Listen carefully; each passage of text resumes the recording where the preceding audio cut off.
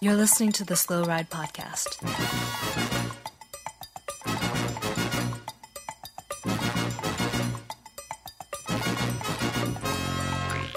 Fights, advice, and rumors straight from the source.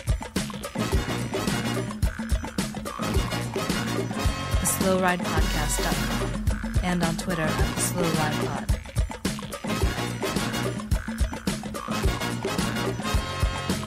Enjoy the ride.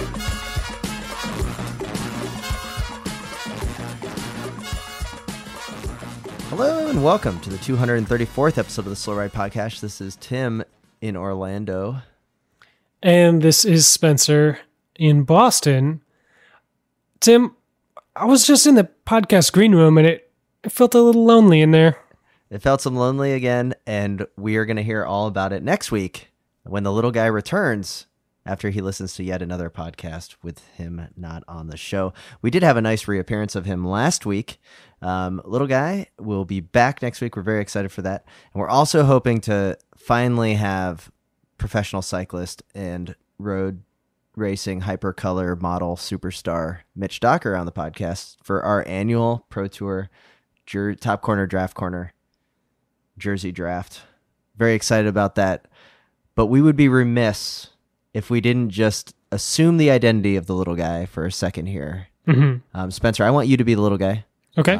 And I am your favorite cycling media, print media, Twitter, it doesn't matter. Adventure Magazine? Adventure Magazine. Roller Magazine? Which one does he like the best?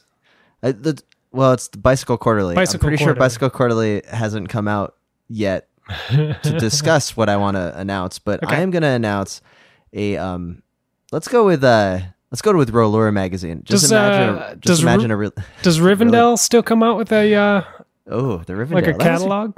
That was a really good little catalog. They probably do. The Rivendell customer, print is not dead to that individual. So I want you to picture a nice photograph with a great filter on it, of just a blue and purplish tie-dye-ish kit that says Education First on it, and someone wearing it with a bucket hat of a similar color. How are you, the little guy, reacting right now? I'm envisioning this and I'm pretty into it. I have to say it looks like something I made myself in my backyard on a summer's day. Maybe dyed from the fruits and vegetables I've plucked from my own garden. And, I'm feeling it. And I like the bucket hat look. I got to say, it's about time somebody brought back the Gilligan to the Peloton. Rescued him off the island and brought him into professional ranks. I'm pretty sure you just nailed it. Now, we know for a fact that little guy who took the Education First jersey last year as the number one jersey. Yeah, first pick in the draft. He took the old Education First kit. Mm-hmm. I don't even think we will get to the point of announcing the draft and he will already be picking this kit. I mean, there's so much to go on here. I'm all about it. I'm in. Are you? Yes, I am. I'm going to be in little guy's corner here for a couple of reasons. Okay. One is it is highly recognizable. That's true. One. That's true. Two, it reminds me of Lamprey, which always loved. See, now, okay, that's an angle I had not considered. Like, it's completely a Lamprey ripoff, really. Because they were like, ooh, the Peloton, it's been 2 years without the colors that were there for 20 years. Mm-hmm. So let's just make a Lamprey kit. I like that. I like that I'm not the bucket hat individual. I can't wear a bucket hat. I don't want to ever see the bucket hat unless it's on Mitch Docker because he looked really giddy in it. But, it's not my favorite kit in the Peloton by any means. Right. But so it's much better than what I feared, and it's much better than last year's kit. This is, I'm like Taylor Jones, friend of the pod, where he was like, he wasn't all about how they're like, oh, the pink is gonna, revolutionize the Peloton or whatever. Like I don't buy that. Like that's just publicity speak. Okay.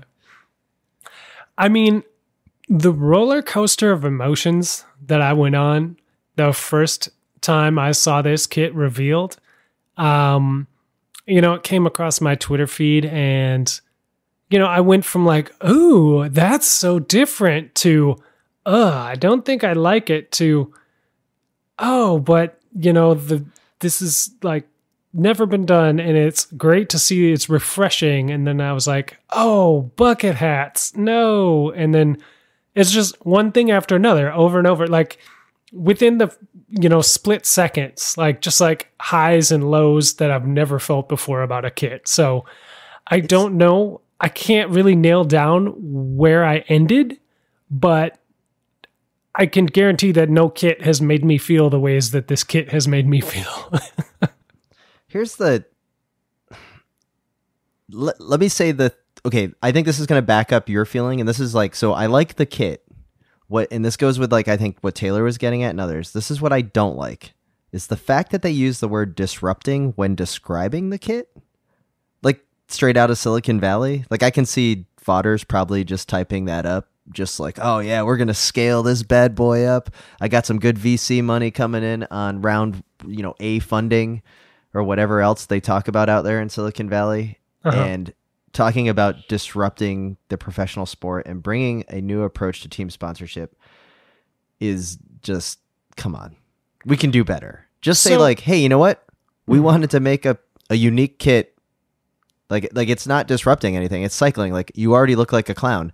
Look at the history of jerseys that disrupted the Peloton. Kelme with the vertical stripes. I thought that was pretty disruptive when I saw it. Castorama, little guy right now is yelling at his radio as he hears us talk about Castorama. He's like, thanks, Tim, for mentioning that. That also disrupted the Peloton because the dude was wearing overalls. Yes. Carrera, they had jean-colored spandex. Pretty disruptive. If I saw that, I'd be like, whoa, swerve, crash. Yes. So, and the Unibet kit, which seems to get mentioned on this podcast every other week. It's the new Hincappy. Like we can't avoid it. Whenever you're talking about kits, you pretty much have to bring up Unibet. If you want to talk about disrupting the Peloton, AG2R with brown shorts. Oh, Lord. Yeah. Like, everyone talks about that. I could be on a local group ride and people are like, oh, brown shorts, don't like that team. And these same people now are probably going to be wearing the pink and purple and they're going to be like, oh, man, it's so disruptive. See, here's the thing. It might be disruptive for the World Tour Peloton. Although your Lamprey 2.0 comment earlier has me reconsidering this. But that aside, like it might be disruptive for World Tour level, but these guys are going to be racing Dirty Kansas. I don't know. Okay. But see, I don't know if that's disruptive for the Cat 3 Elite level that they seem to be shooting for. I see what you're saying. So here's my understanding of it, and this is what I want to do some congratulations on, is that they did do a pretty good unveil. My understanding is that the all-black kit that they wore at like the Australian and New Zealand Road National Championships is also what they're going to be wearing on the adventure side of things. So like they'll be wearing the all-black kit at Kansas. So that's how they're avoiding breaking the rules. Oh, and I have so many other rules about like how do they get into Dirty Kansas? Right? Are they going to have to do the lottery? Yeah. There has to be a UCI rule about them doing that race, because I tend to remember Tyler Hamilton, when he was banned, couldn't do the unsanctioned like crit in Boulder, because in the way that they enforced it was that anybody that did that race with Tyler Hamilton would therefore then be banned. Sure. Because it was an unsanctioned race. I think and that's because he was banned. But if you think back to pre-Lance being banned, when the 3-member team, when Discovery wanted to do Tour de Gila with Levi and whoever else, it was UCI sanctioned, but they couldn't. It was not UCI sanctioned. It was like an H1 or 2 or whatever. Yeah. Or NRC. So, I don't know. I'm confused. That was a long time ago, but. The fact is that they couldn't wear their World Tour kits, and they couldn't field a squad bigger than 3, which I feel like is probably something what's going to happen to Cannondale with these alternative schedule. Yeah, and there's other things like they chose the gravel races. That's cool. Mhm. They kind of wussed out. They didn't go to Red Hook Crit or the Mission Crit. You know what I'm saying? Like, Sure. put your money where your mouth is. You're saying you're going to do an alternative calendar. Go the full alternative calendar against like. Yeah, I didn't see the Super Bowl on that list either. Yeah, I don't see the local messenger race. Cranksgiving. Wow, Education First is at 25 different Cranksgivings around the world. They could what is do this? it. They're also going to be at every Spooky Cross in North America? Oh man, how are they going to be able to compete? That could be good. So, thumbs up or thumbs down officially for you, Spencer, on the Education First Dre Pack presented by Cannondale kit. I gotta say, big thumbs up all the way around. Kit, reveal, the look, like everything about it, until I got to the bucket hat thing, and then the Fred Durst like throwback style just made me turn that thumb around straight down. Oh, I wow. gotta give it. I gotta sink that ship strictly due to the hat. Mitch Docker may not come on the podcast now because I'm pretty sure he was the one that pushed for the bucket hat. Okay, I'm assuming little guy's a thumbs up, and I'm gonna go thumbs up on this. So 2-1, the official stance of the Slow Ride podcast is a split decision victory for the new kit. But it is important to say that it is a split decision. It wasn't unanimous, but they're not going on the Mount Rushmore anytime soon. Now, something else I want to just pry into your thought psyche a little bit. Okay. Think back to when Slipstream. Let's go back to TIAA Cref. Okay. Right? Yeah. As Argyle. well, yeah. So we had the Argyle, and then there's been kind of that, went to Garmin, and there was the Argyle for a while. I thought was pretty slick. Yeah. I kind of liked it. It was that baby blue with the orange. And over time, we've had this kind of transition away from Argyle to just little touches of Argyle to now just some weird tie-dye. Like there's not even a touch of Argyle that I see on this thing. Right. What do you think of the transition of what this Team Slipstream Sports kit has been over the years? Well, it went from pretty plain to, God, I don't even know if you can say revolutionary. Like the Argyle was like, it was the opposite of what's happening now, is they were elevating Cat 3 styles up into the World Tour. You know what I mean? And now they've come full circle and they're pulling World Tour down into the Cat 3 level. So it was almost like they were elevating like a Twin 6 jersey with the Argyle, slowly. A little bit, just yeah. like, not too bad. Graphic designers got a hold of this bad boy. Yeah. And now, okay, I see what you're saying. Which, I mean, let's be honest, like the worst Cannondale / Garmin / Slipstream kit out there is better than 90% of the other World Tour kits that are out there. So, we're dissecting here like with a fine tooth comb going through these kits because they're not bad. They're just I don't know. All right. Okay. Well, I think that we've talked enough about it, enough that we'll be ready for the draft corner coming up. There are a couple of other things that I think we need to get to. The big news, I think, for the weekend, at least from what I've picked up over the weekend, is that Toon Aerts is the new Belgian cyclocross national champion. He is. So that, as you said on the Twitter today, tugging at our heartstrings and our cold, cold heart is weeping. Yes. What do you mean by that? I mean, the post-race interview with Toon, he just kind of lost it. I mean, this race meant a lot to him, and he definitely put his all into it, and he came out good on the day. Like he obviously had some good results early on in the Trek Cup in Waterloo and in Iowa, but he's been struggling lately to kind of hang with the Van der Poel and Wout van Aert, and I think it came together for him today, and this was a big one for him. I'm not 100% caught up on the full standings, but he is going to win the World Cup, though, right? I don't know if that is. I think he will. He just needs a place like in the top 4. There's still 2 World Cup races left, so I don't think it's buttoned up with certainty. But I think it would take. I think he would have to like not finish one of them or something. Yeah, and the main thing there is that just Matthew Van Der Poel didn't show up to the U.S. races. So Right, yeah. But the Belgian race was amazing. It was pretty cool. Really muddy. Looked a lot like US Nationals this year. Like just a lot of running and things that like looked like they should be rideable that they just weren't. And I don't know if that was just too much for Wout with his Spring Classics training or what, but... are you a little worried about Wout going into the World Championships in a few weeks here? Because you were all on the Wout train for a while, guaranteeing victory at Worlds. And he lost to Toon. I'm not worried. I think he would have liked to win the day. I am not going to dismiss that as like, oh, this wasn't his goal. Like, this was definitely on his second highest priority, you know? But Worlds is still the high priority. That is what he wants. And, I mean, this gives him another reason to win Worlds, because if he doesn't have that Belgian jersey to fall back on. In the hierarchy of jerseys, he will not be wearing the Belgian jersey as long as he's the World Cup leader at the World Cup races, right? Right. Well, That's probably true. But here's the thing.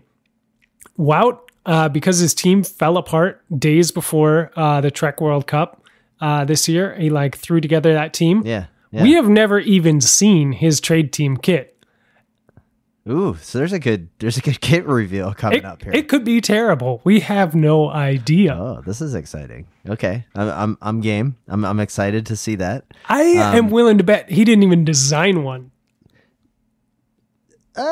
Sure. So that's news, but the biggest news I think was the reveal of the confetti cannon guy. Oh yeah. Dutch national championships when Van der Poel won. He's unmasked. Yeah. Yeah. Kind of disappointed. Like when you watch the video of the cannon guy, Van der Poel seems a little disappointed. Like looks over at the guy and is just like, really? Like kind of.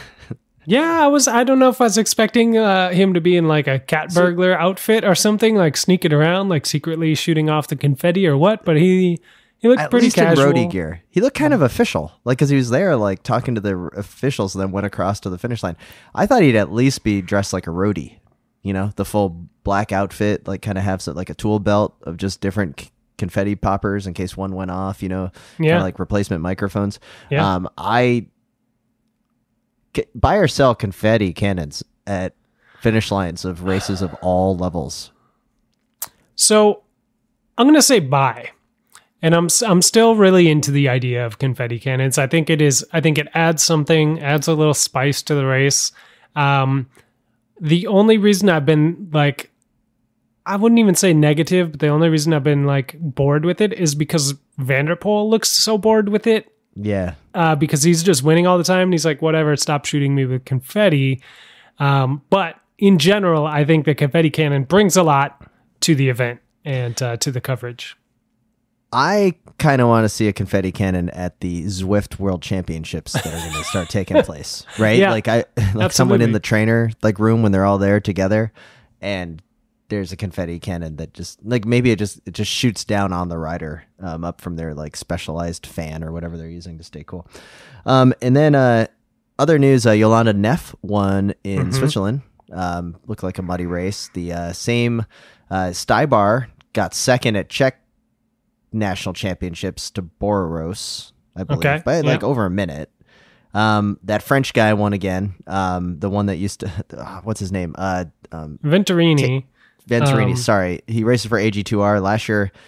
Like he was going to be on the factor, but then they didn't have a factor bike. The most important news out of French nationals on the men's side was that Francis Moret was in third place. Perennial hero.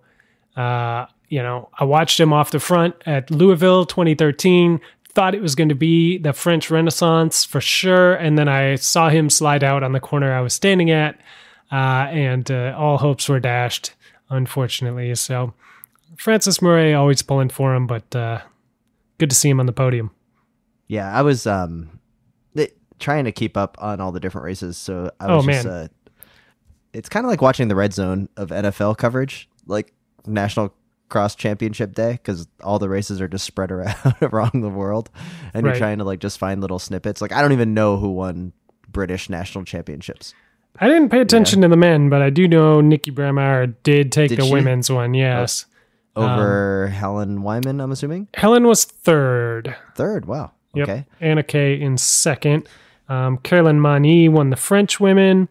And Vanderpool obviously won the men's Dutch race, while Lucinda Brandt won the women's over, that was a crazy race, over Marianne Vos and Emery Verst. And Capitans, I think, was third. Emery Verst fourth. Did fan of the podcast and cycling eyewear model repeat for the Italian cross world champion or national championships? You know she did. She did? Okay. Absolutely. Good. What about Fontana? He'd be the only other Italian cyclocross racer that I know, because I'm at like a 10,000 foot level. Honestly, I have no idea. Okay. I doubt it, I guess. But Eva Lechner did pull it off over Arzufi. And then obviously Toon Aerts won the Belgian, with Sana Kant winning on the women's side. So I felt kind of educated going into today, and then not watching much of the racing because I listened to the Crosshairs national championship cross preview.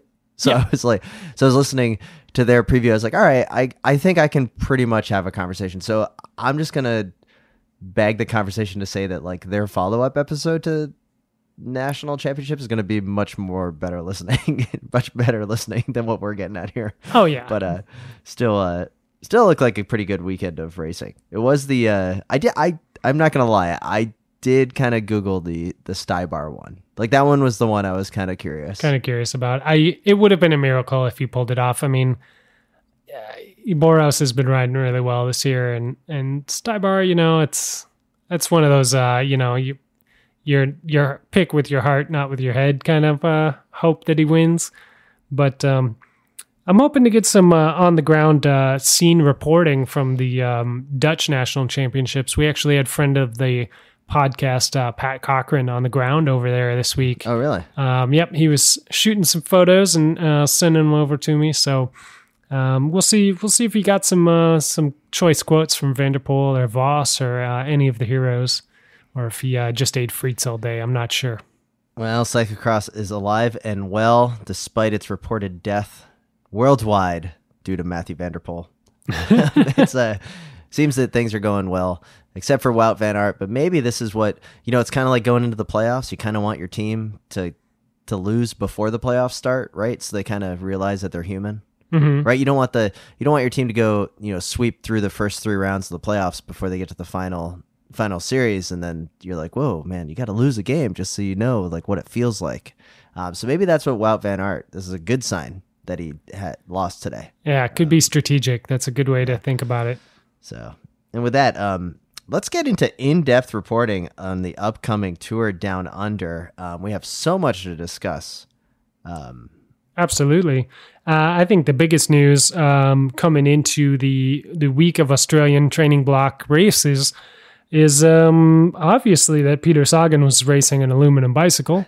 Like that was all over my news feed. It was a battle of tie-dye kit, like Lamprey 2.0 versus aluminum bike. Yeah, it was like the whole bike industry jumped back into the mid-90s. Can I say something? I'm excited about this because, yes, I think aluminum bikes always, to me, seem to be the most affordable, practical bike that you could get. Like, why buy plastic? Like, we're fans of metal on this podcast. It's true. That I just don't understand, like, the infatuation that cyclists have with carbon when you can have just as nice of a bike made out of aluminum for half the price. Like the bang for your buck is just get some carbon wheels. It's true. Or whatever. It's true. I mean, the ride quality is pretty harsh on an aluminum bike if you're going to go do centuries and stuff like that. But let's face it, most of us aren't doing that. And if we are going to ride 100 miles in a day, we're going to do it on our gravel bike on gravel roads, because that's just how it is this day and age. But all the racing and training we do, come on, we're going to do the Tuesday night crit in town. That's about all we're going to do. We might talk a big game about doing some road races this year, but we're not going to. And all the training we're doing, maybe we'll get on one or two group rides this year, but let's face it, we're all in the basement on the trainer where the vertical compliance and the lateral stiffness and the, all the benefits of carbon don't really make that much of a difference. It's just it's so weird. Like how look, in full disclosure, I have a titanium bike and I'm not a dentist. Weird, I know, but I had an aluminum bike, for a long time, the Mozzie. Mm-hmm. And then I went to carbon with a felt. And it was like cool at first, but then I was just like, all right. I didn't understand why the aluminum was bad. But I felt like kind of forced into getting the carbon bike because it was like, oh, that's what all the fast guys have. Carbon. That's true. It wasn't head and shoulders above the aluminum bike, I guess. Well, now titanium's head and shoulders above both. Like that, sure. I can ride on brick streets. It's beautiful, but. Well, see, Tim, when you're a fan of bike racing, like any other sport, you just want the same thing the pros have, right? Like, and if the pros are riding, specialized full carbon, like integrated cockpit, one piece handlebar, 12 speed, whatever wireless shifting thing that's, $18,000. That's what you're going to want. Just like how fans of NASCAR all drive NASCARs around on the street.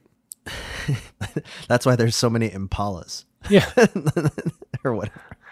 No, it's a weird thing about cycling is that it's like sort of attainable. But at the same time, it's like, and we really like to pretend that we're all pros racing around in our local office park crits and things. But yeah, I feel like we've been duped. I think we could all get by on an aluminum bike and just have just as much fun racing our buddies every week. And, if you do crash and bang your bike off the ground, it's going to be fine. That's like the things that's so weird to me. It's like the aluminum bike at least can like maybe withstand. I mean, steel's real. I got hit by a car riding a steel bike and I brought that to one-on-one and they busted out the frame alignment gauge and bent that thing back, and it was like good as new. But yeah, anyways, I was stoked to see Peter Sagan on an aluminum bike. I hope more people go to aluminum bike. There's no shame in riding an aluminum bike. It's you can save a lot of money. Get an aluminum bike and then go full campy super record on there or whatever 12-speed EPS. Yeah. You can even slum down to Durace if you want. I don't know about SRAM Red, but you do it. You do you. And it's okay if you do you on an aluminum bike. Yeah. So the other news on the Peter Sagan thing besides aluminum was the tubeless tires, because that's going to be the renaissance. That's going to be the new technology for 2020. Like I think it will be introduced this year, but the new thing's going to be full tubeless for sure. Yeah, it's been a long time coming, and it's been heavily resisted on the road.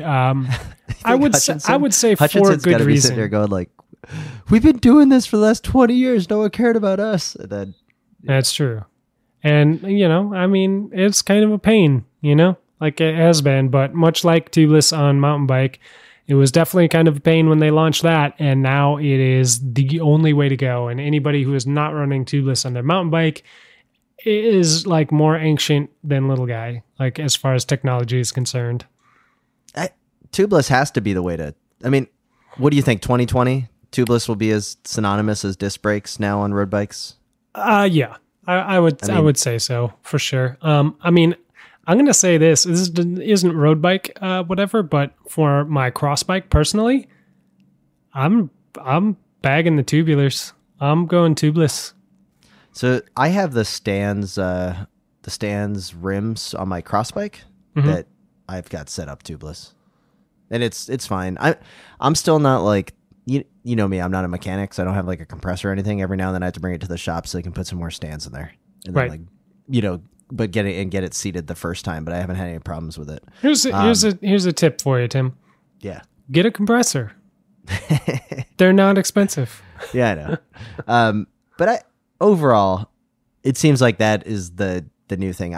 You know what? I'm looking forward to a Bike Shop CX about road tubulars. I know it's not cross, but like they could do their most listened to episode of all time is just going to be an explainer on for cyclocross people. Yeah. Like to explain to road people what cyclocross fans have known forever about tubeless. You know what I mean? It's going to be hilarious. It'll be pretty good. It could be good. It could be good. The other news today was, Trek seems to be winning. The Trek's women's team seems to be winning all of the races going into like the start of the season. Yeah.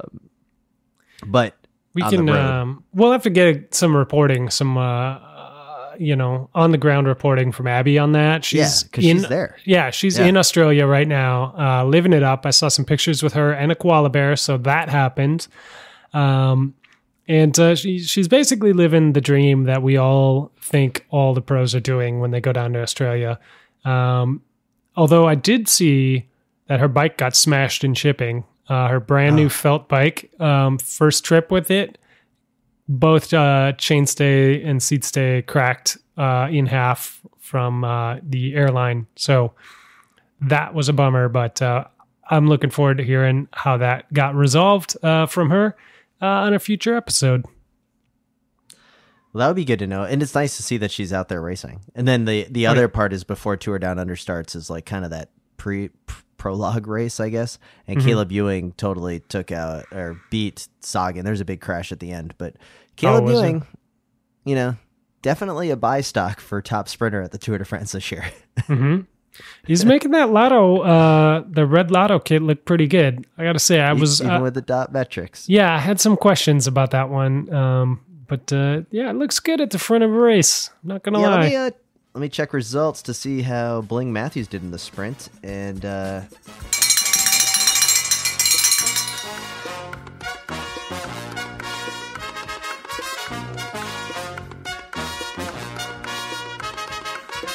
Hi, I'm Helen Wyman, and you're listening to the Slow Ride Podcast.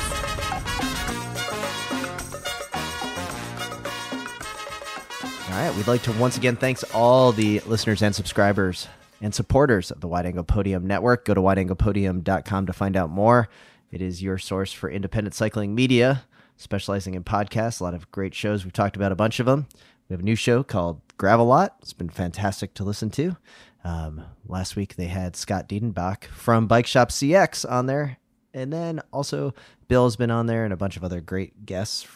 So you got Cyclocross Radio, Consummate Athlete, and Slow Ride Reviews. Overall, what a great network. I'm happy to be proud of it. And so thanks to all the listeners and supporters once again. Absolutely. We are also excited to, of course, talk about Grimpeur Brothers coffee. We've got a great partnership going on with them right now. We've got 2 blends of beans out there in the world for you guys to enjoy. Obviously, we've got the brand new Hello Cyclocross Friends espresso blend, celebrating Cyclocross Radio, and Bill Scheiken over there taking his tagline and putting it on the label for some beans.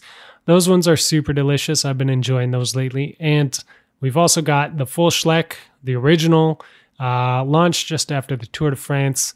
Much like Frank and Andy's career, launched by the Tour de France. The full Schleck is a light roast, delicious blend. All these can be found wideanglepodium.com/coffee. We'll take you right over to the Grimpeur Brothers site, and you'll be able to drop those in your cart and check them out for yourself. That's right. And thanks for bringing that up. And once again, thanks to going out to Grimpeur Brothers for their continued support. There's a subscription plan. That's my favorite part about the coffee. So go check it out and continue to support the shows in any way that you can. We appreciate it. And let's get back to the show.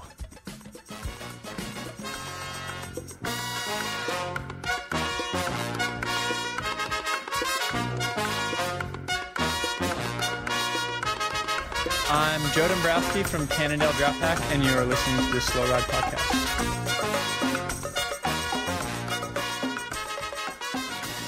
So, Spencer, we got a couple of reviews I think we need to touch on. It's been a little while, so we'd like to thank 2 reviews came through. Oh, my God. We have a 3-star review. Wait. Yeah, I know. I think that's a mistake. Have we ever gotten a 3-star? This is the first ever. No, sorry. We've had 4 3-star reviews. We've had 211 5-star reviews, 13 4-star reviews, and 3 1-star reviews. Huh. I'm pretty sure all three of those are from Courier Dave up in Cleveland, just Probably. in different nom de plumes. So the Jay's Fave by Rock of Gibraltar. This is Justin Bieber's go-to for cycling info, the millennials' favorite. So that was a 3-star review. I kind of like that. Yeah, hey Bieber, you can listen. It's That's cool. true. It's for everybody. Reviews are free too. 5 stars from Taff Miller. Not sure how accurate these guys are, but it's good listen anyway. So many inside out jokes. If you've been listening long enough, as a Wide Angle Podium freeloader, it's the least I can do to leave a 16-star review. Hey, when you are going to get that one guy you're always mentioning on the show?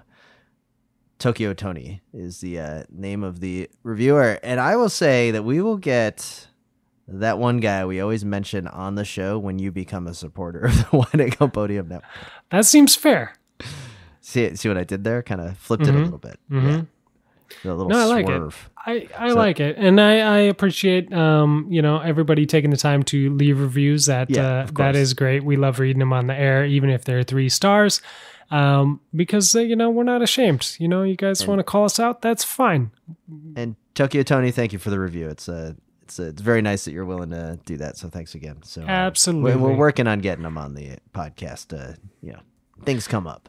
Absolutely. And we do have a lot of inside jokes on here, and that's fine. They're not that good, so if you guys don't get it, just move on. It's fine. Don't You go can- back and listening to it. You definitely don't go back and listen to all the episodes to figure out where the origin stories come from.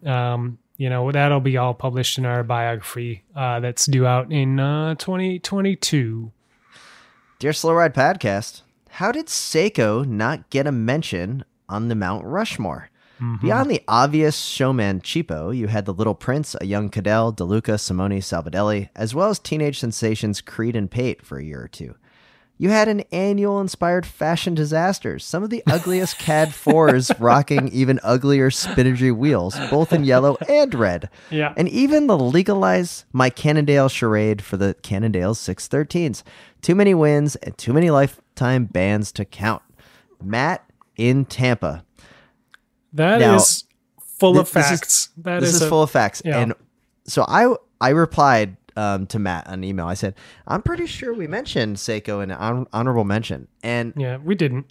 we did not. We mentioned it in the podcast green room when we were meeting the backstage guests. Yeah. And we had talked about it, and I distinctly brought it up. I said, guys, I think Seiko would have been my other team if you didn't take Euskaltel.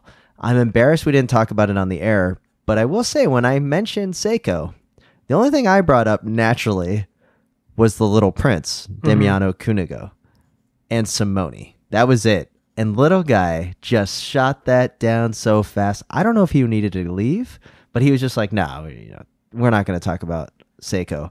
But after reading Matt's email right here, there may be a 5th head on the Mount Rushmore. I mean, this is so close to getting there. Well- Because you have Cheapo, and they had those beautiful Kappa kits. Remember Yeah.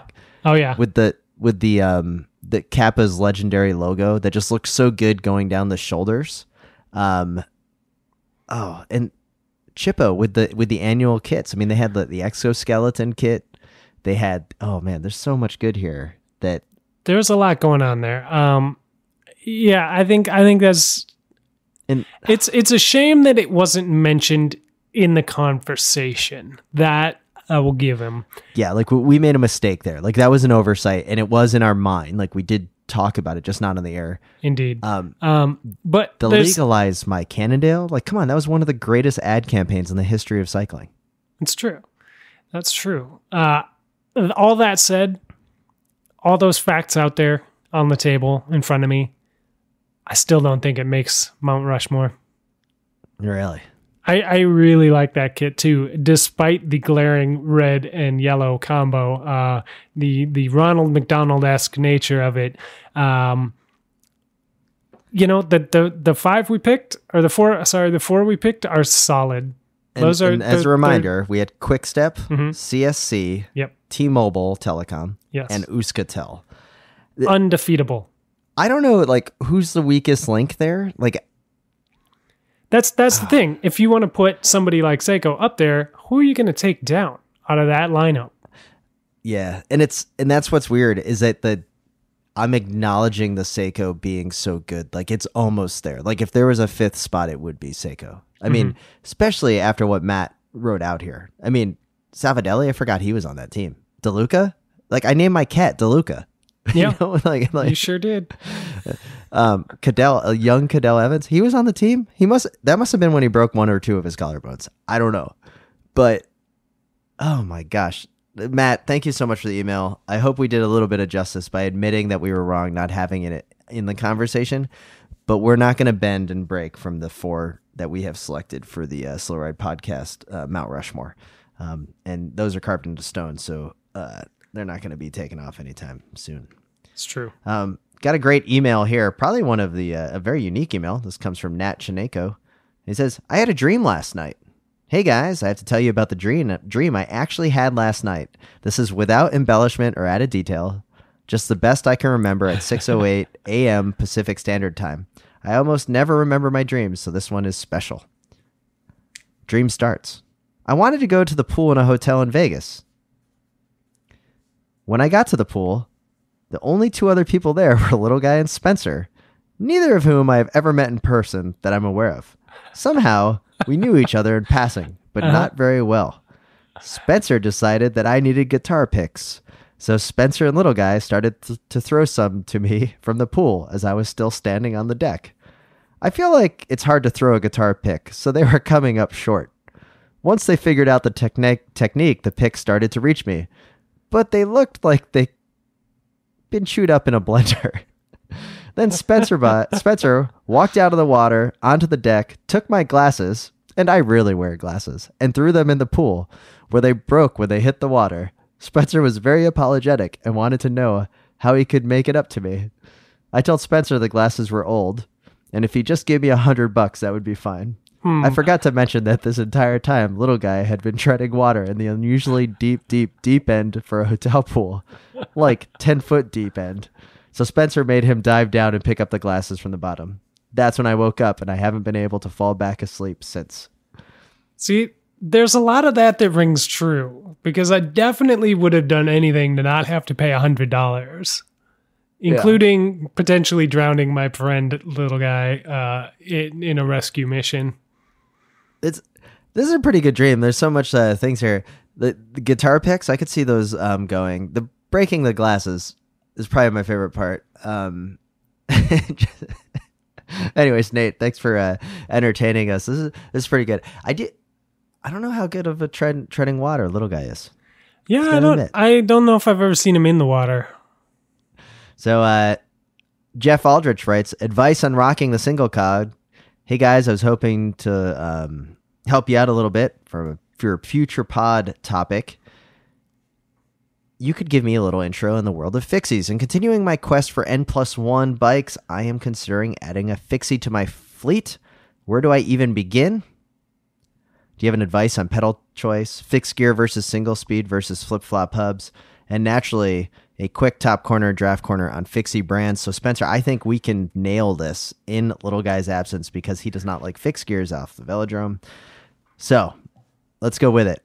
Pedal choice unanimously for us is Time ATAC pedals. Pretty easy for us. Time ATAC or...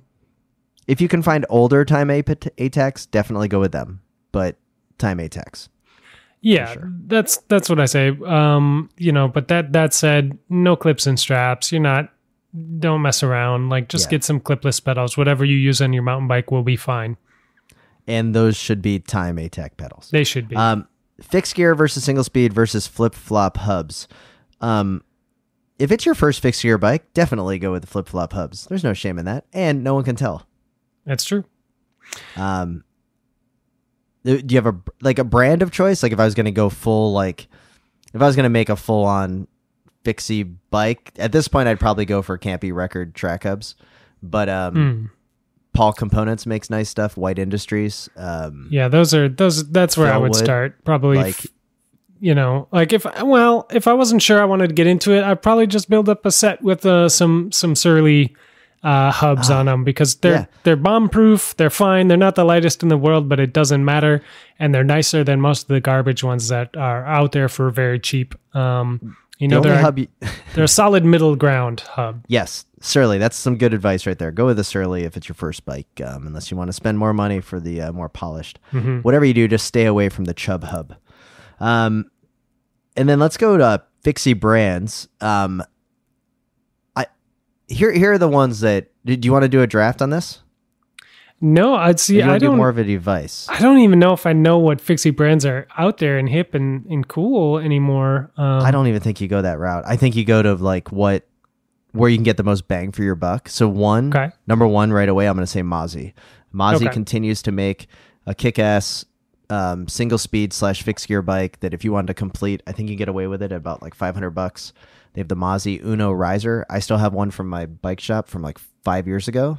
Okay. And it's like gator orange and blue. It's totally hideous, but for Gainesville, it totally works. I ride it around. I have one of those PDW, Portland Design Works, 6-pack rack on the front. No brainer. And it's got a flip flop hub. So I actually switched from fixed to single speed about a year ago because all the brick streets here in Orlando, a lot of potholes in the brick streets. Okay.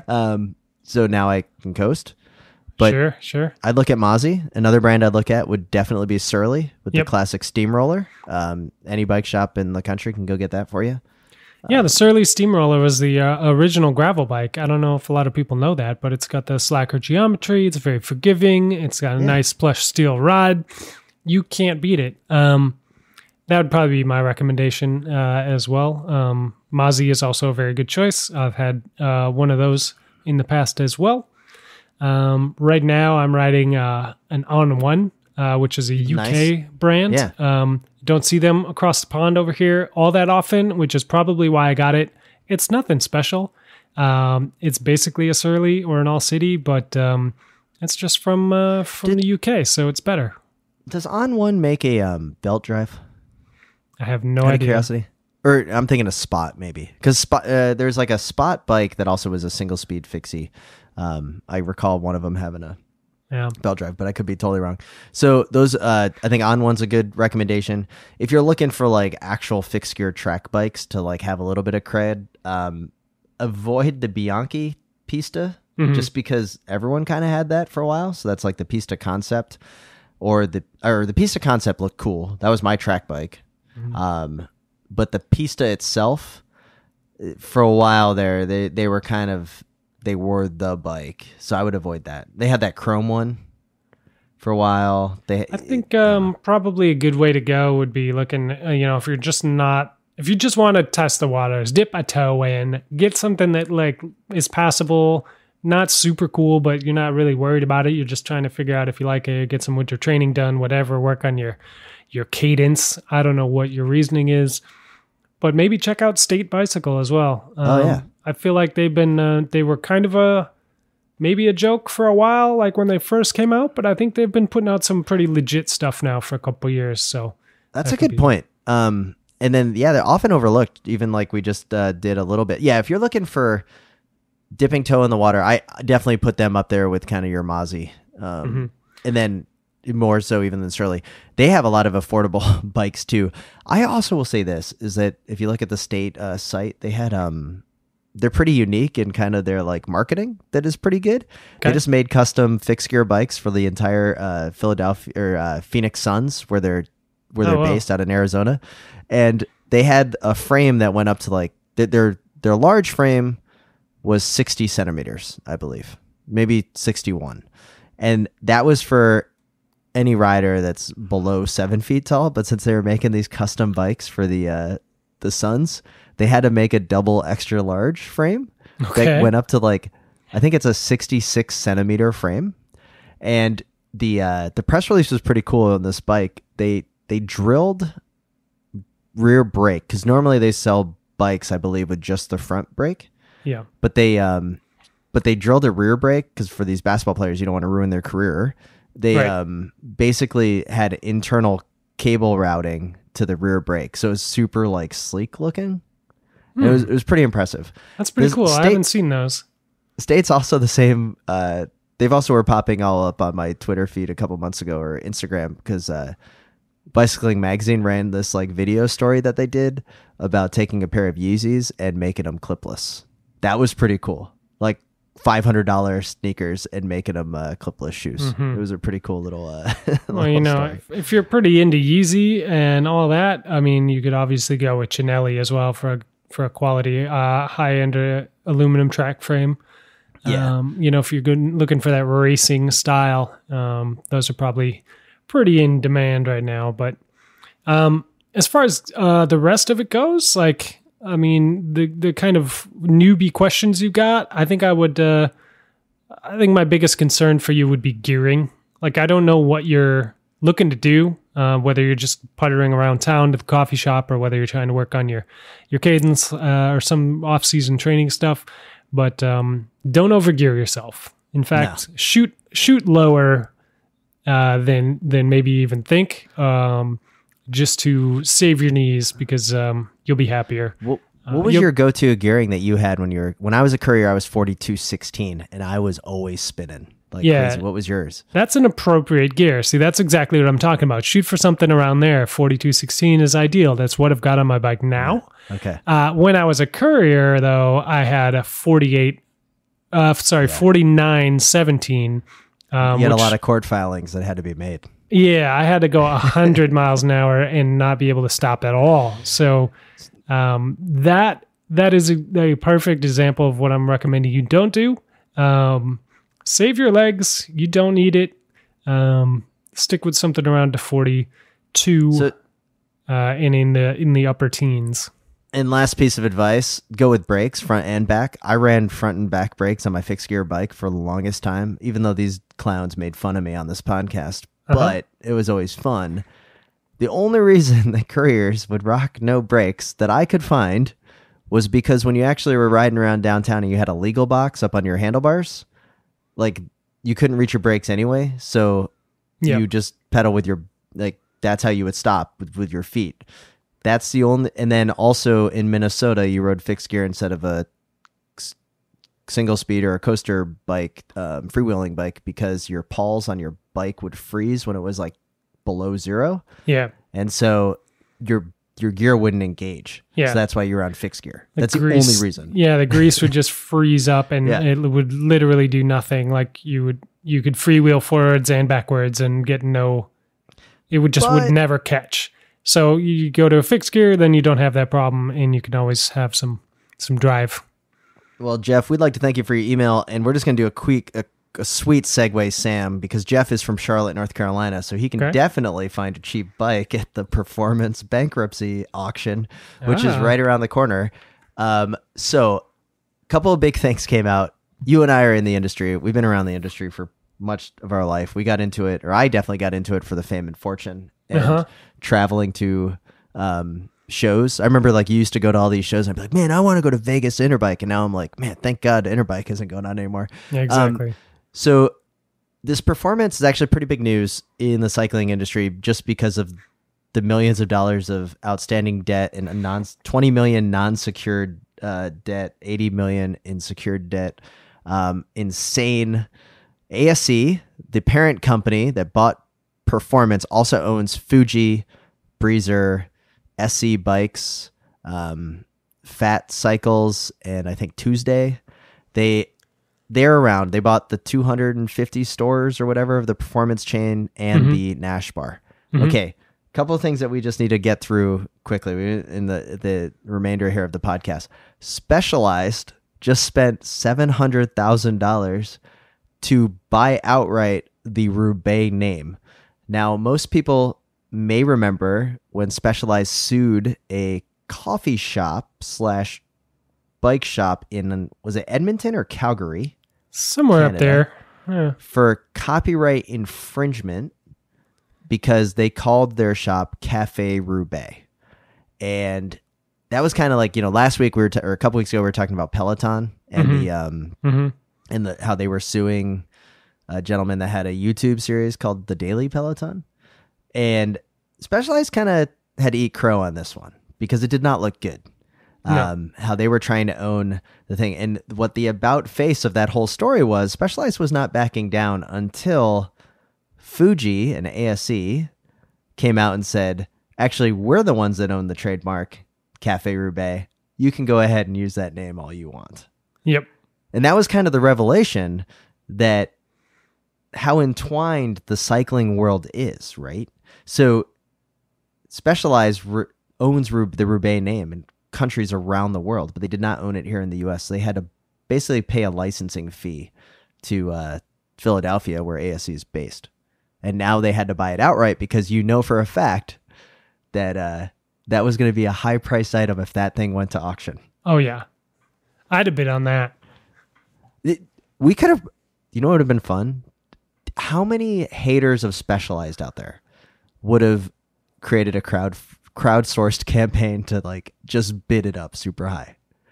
Like there has to be bike companies that would want to do that. Sure. I feel like if we can get people to raise up $20 million on towards a $5 billion thing on GoFundMe, we could probably do enough to get the Specialized trademark from under them.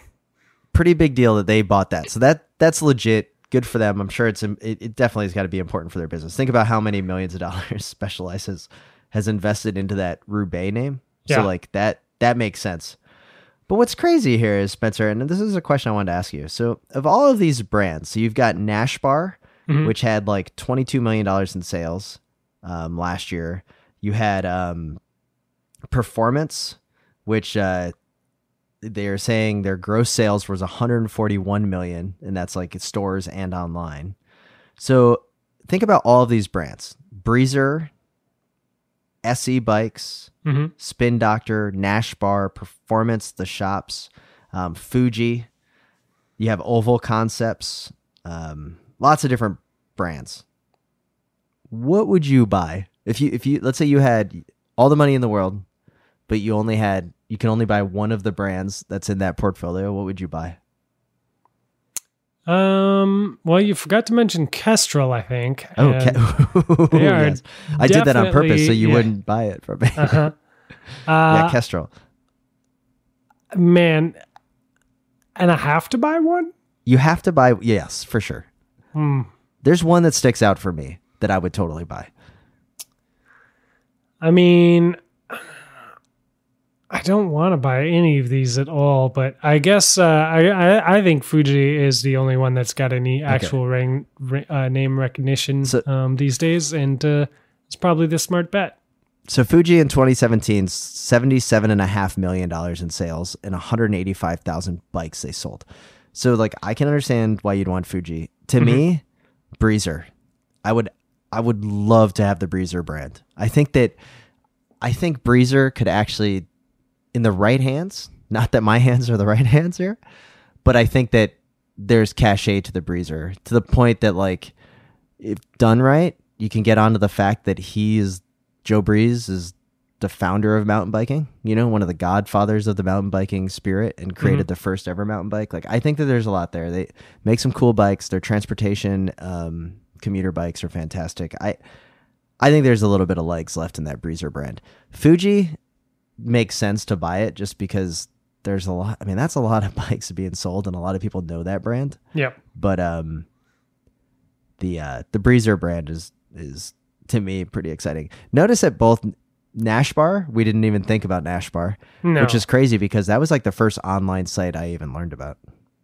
It had been around for a long time, and they've been selling stuff below cost for a long time, and I'm surprised they lasted as long as they did, to be perfably honest.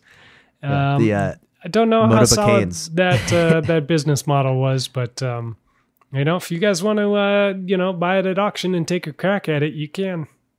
Yeah, it's going to be pretty amazing to see what's in there. So Bicycle Retailer's got a great article about this whole kind of mess that's happening. And it's been, it's not fun to watch a bankruptcy because you think about all the people that are losing their jobs within the industry. I mean, and this reorganization, and then also the people that are affected purely by unpaid debt and the jobs that's going to cost. And some of the people that have outstanding, invoices out there that are just never going to see light of day. Right. And then also the trickle down effect of this, right? All of these blowouts that are happening at the performance, 200 stores around the country. Yeah. That's just completely saturated bike markets that, even here in Orlando where there's a store, I mean, that just the tops off on, the local IBD that is still playing kind of out there. Yeah. Well, Fuji does make a nice track bike. So, harkening back to the previous email, maybe check out their performance.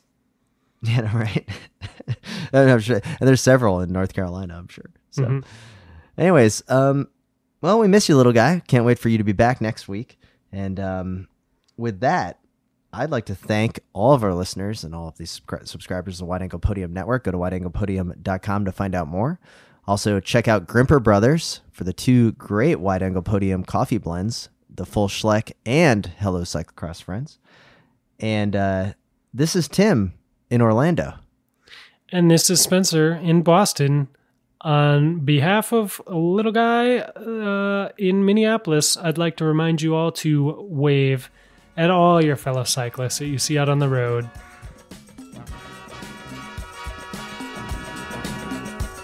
The Slow Ride Podcast. Bikes, advice, and rumors straight from the source.